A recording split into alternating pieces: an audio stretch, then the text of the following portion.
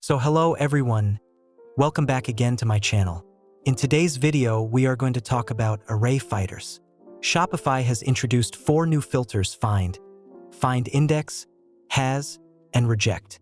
So how these finders work, what are the benefits of using them, and how to use them. Everything about these filters I will tell you in this video. Let's move to Shopify documentation here. Also, you can see that.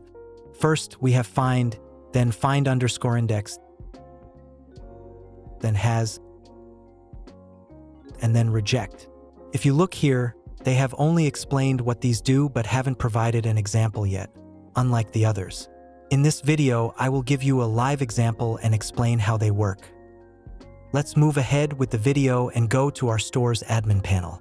Before going to the store's admin, I want to show you an article. This is our website where the article is published. You can read it. Here, we have clearly explained how all 4 filters work, along with examples. We will follow this article step by step and check how these filters work for both normal arrays and meta-object entries. So, let's start the video and go to our store's admin panel. Now that I am in the store's admin, the first thing you need to do is open your code. Click on the 3 dots, then open the code editor from there.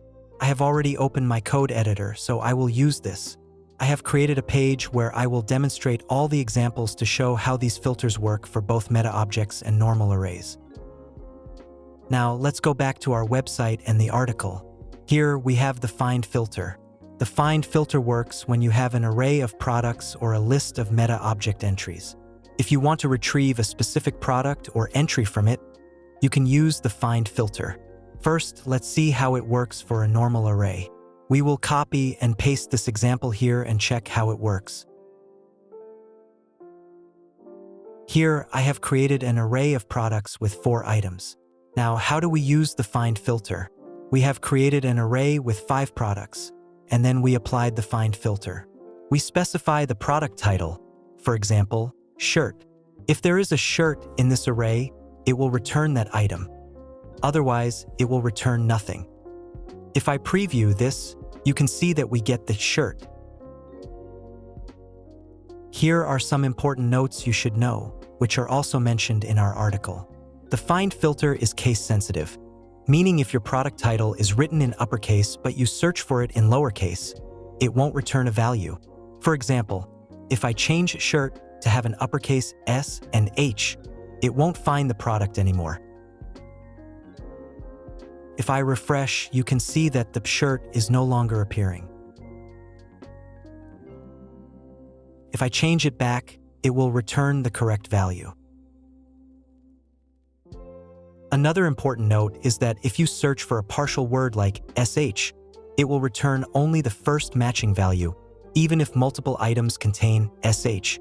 For example, both shirt and shoes contain SH, but it will return only the first match. If I preview this, you can see here only shirt has been print. Now, let's see how the find filter works for meta-objects.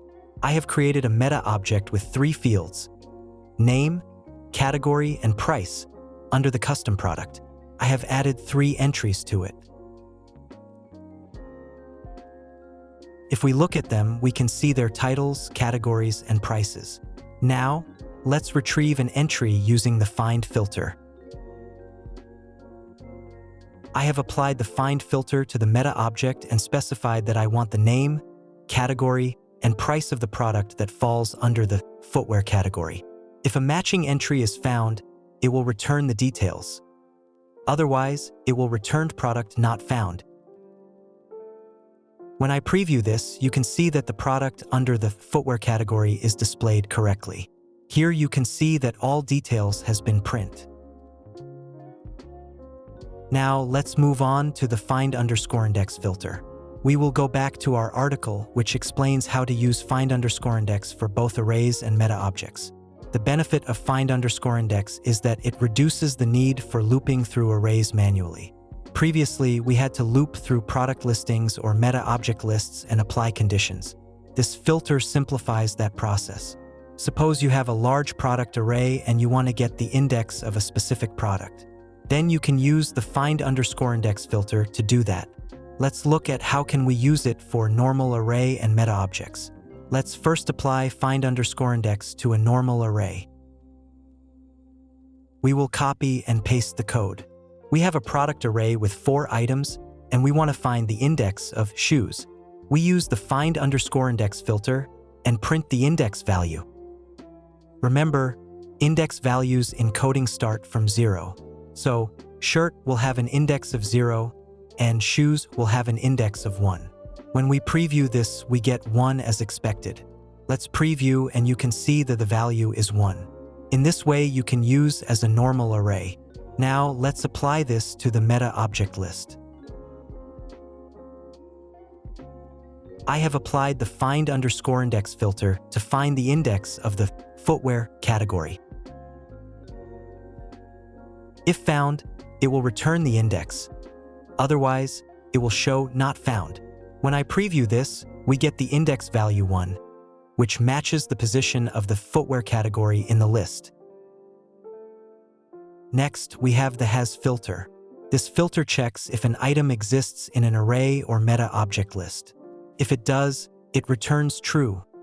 Otherwise, it returns false. Let's test this on a normal array. We already have a product array with 4 items.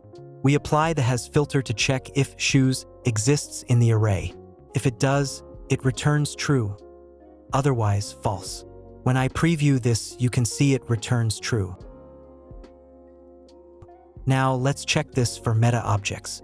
Suppose we want to verify if there is a category name, clothing, in our meta object. If it exists, it will return a message saying the product exists. Otherwise, it will return not found. When I preview this, you can see that it confirms the category exists. Finally, we have the reject filter.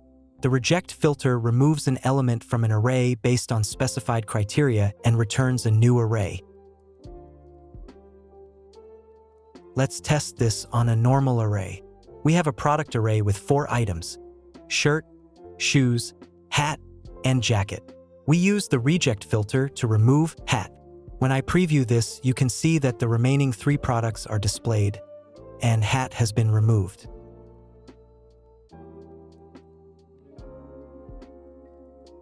Now, let's apply this to a meta object. I have written the code if a category named clothing exists in our meta object, then remove it and return the remaining categories. When I preview this, you can see that running shoes and stylish hat remain, while clothing has been removed. These are some of the new filters that you can use. I have provided the use case examples. If you want, you can read our article. Everything is explained in detail in our article, and you will find the article link in the video description. From there, you can visit the article on our website. So that was today's video. That's all for now in this video. If you liked the video, please like, comment, share, and subscribe to the channel. Goodbye.